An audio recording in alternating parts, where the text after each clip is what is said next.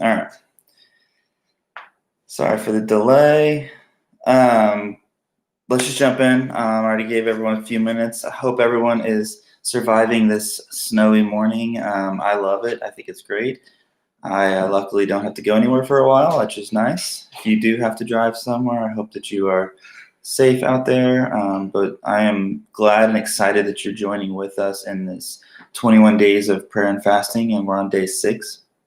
And so, hey, I know that our world has been rocked and shaken over the past 48 hours with the political turmoil, the racial tension that's rising, everything that's going on in our world, and it's heartbreaking. It's heartbreaking for all of us. I think that we're all trying to figure out what to say and what to do and how to act and how to love and how to support and so I'm with you guys. I'm with you in that. We are with you as a church in that.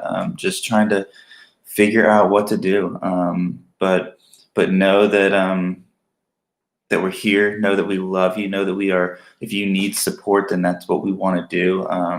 As I've been praying about this morning, as I've been praying about our country, as I've been praying about just our world and people in general. I just would come to a point where I would start to pray and I would lose my words. Like I just wouldn't know what to say. I wouldn't know what to pray. I wouldn't know what it is that God was wanting me to just say. I would come to a loss and I would just sit in silence and not know what to pray and not know what to say. And maybe some of you have felt that way. Maybe especially over these.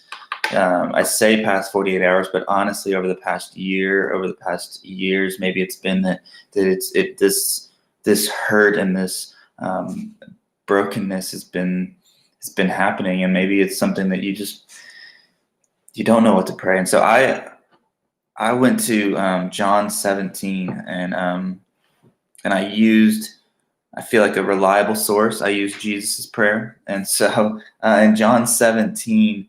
Jesus prays for the believers. He prays for the believers, and then he prays for all believers. And so, what I want to do this morning is just take a couple minutes and just use Jesus's prayer as a kind of a model for us as we kind of move through life, as we move through this crazy season. Because if you're like me, then you don't know what to pray, and that's okay. I think God gave us the scriptures to help us navigate at times, and so I'm just going to jump in.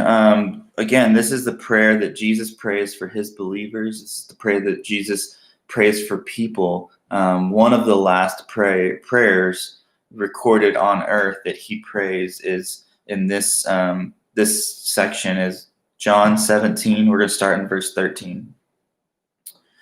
And it says this, Jesus is saying, he says, I'm coming to you now, but I say these things while I'm still in the world, so that they may have the full measure of my joy within them.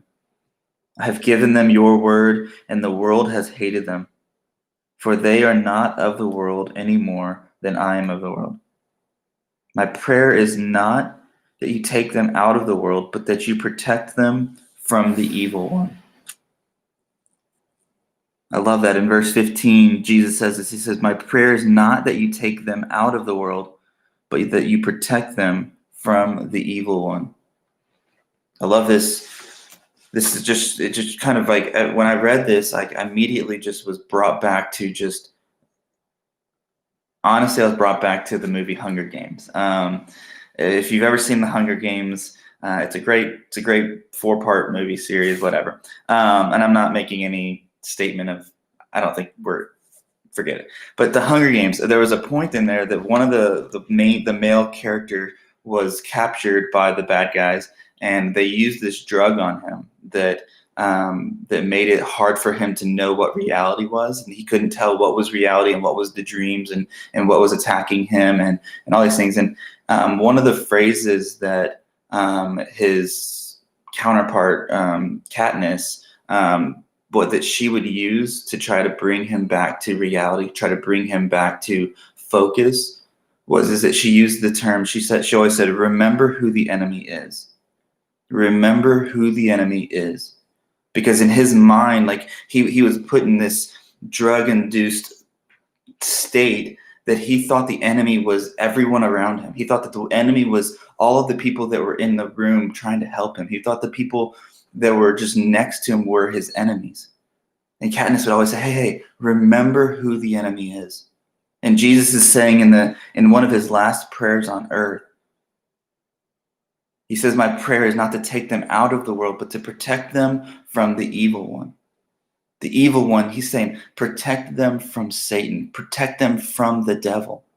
Don't protect them from the soldiers that are right outside of this garden. Don't protect them from the people that are just down the road. Don't protect them from the soldiers that are about to come and arrest me. Don't protect them from the emperor and the government and the things that are going to come and try and destroy Christianity for good. He's saying, no, protect them from the evil one. And my thought for us this morning as we navigate through life, as we navigate through this broken, hurting world, is that we remember who the enemy is. And the enemy is not the people on the other side. The enemy is not those people, not the people that think differently than us. The enemy is always and always will be and always has been Satan himself, the devil himself, and that we are trying to push back against him.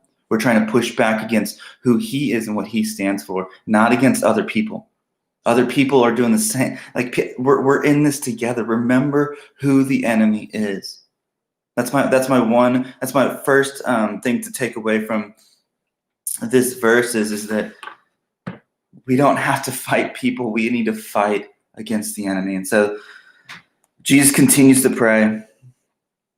He continues to pray in verse 20. He says this. He says, my prayer is not for them alone. So he's saying, I'm not just praying for the Christians, but he's also saying, I pray also for those who believe in me through their message, that all of them may be one, Father, just as you are in me and I am in you. May they also be in us, so that the world may believe that you have sent me.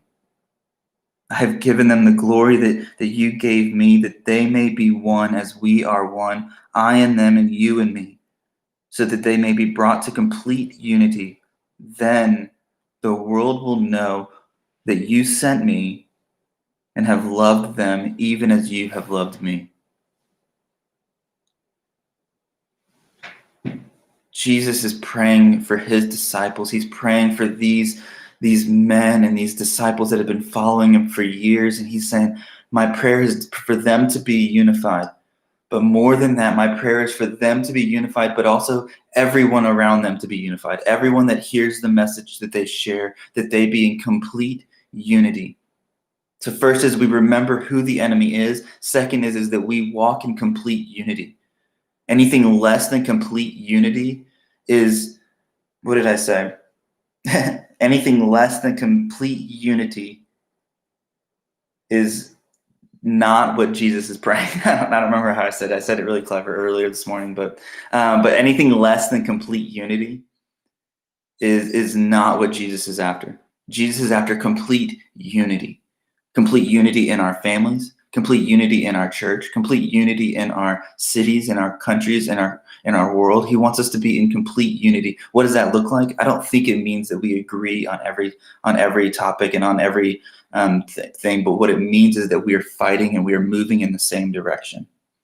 I love it. Even in the movie, we're going back to Hunger Games, Katniss and Peeta and some of the other characters, like they didn't actually get along very well. They didn't like each other. They were from different parts of the world. They were from different, I don't remember what it was, but they were from different sections of their world. But they remembered that they are moving in the same direction. They're fighting for the same thing. I love even the analogy of sports teams. Like sports teams, a lot of times they don't,